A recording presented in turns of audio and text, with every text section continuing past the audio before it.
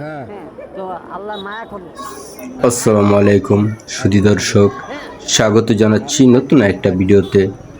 প্রতিদিনের মতো আজও চলে আসছি আমার এই সুনামগঞ্জ শহরে। আর সুনামগঞ্জ শহরের ট্রাফিক পয়েন্ট, পুরাতন বাস স্ট্যান্ড, সবজি মল, ফলের দোকান, আশেপাশে আমরা প্রতিদিন ঘুরে বেড়াই। অসহায় কোনো মানুষ পাওয়া যায় কিনা যারা রাতে খাবার খায়নি।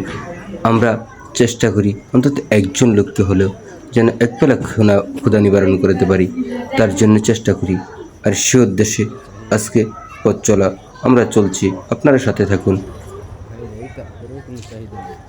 শহর কর্মব্যস্ত, লাল নীল রঙের আলো জ্বলছে। এই শহরেও অনেক লোক আছে যারা প্রতিদিন না খেয়ে অভুক্তভাবে ঘুরে বেড়ায়, যাদের একটু থাকার জায়গা নেই, একটু খাবার পানি নেই, তারা রাস্তায় পড়ে থাকে। আমরা যদি তাদের পাই, আমরা চেষ্টা করি আমাদের সাধ্যমতো তাদের একটু উপকার করার জন্যে। আর যার জন্য আপনাদের সাপোর্ট দরকার।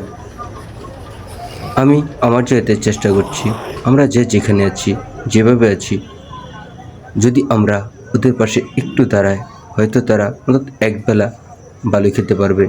হয়তো শীতে কষ্ট করা অন্তত একজন মানুষকে যদি একটা শীতের পোশাক দিই, অন্তত সেই শীতের পোশাকটা পরতে পারবে, একটু শীত নিবারণ করতে পারবে। ওরাও মানুষ, কিন্তু সময়ের ব্যবধানে আমরা আর ওদের মধ্যে অনেক পার্থক্য হয়ে গেছে। কিন্তু একবার চিন্তা করুন, যদি আমরা তাদের জায়গায় থাকতাম তাহলে আমরা কি করতাম? আসলে হয়তো আমাদের একই অবস্থা হতো। তারা গরিব, অসহায়, বিধায় আমরা তাদের এভাবে মূল্যায়ন করি না, তাদের অবহেলা করি, অবজ্ঞা করি। কিন্তু আসলে আমরা জানি না জীবনের শেষ পরিণতি কার কী হয়।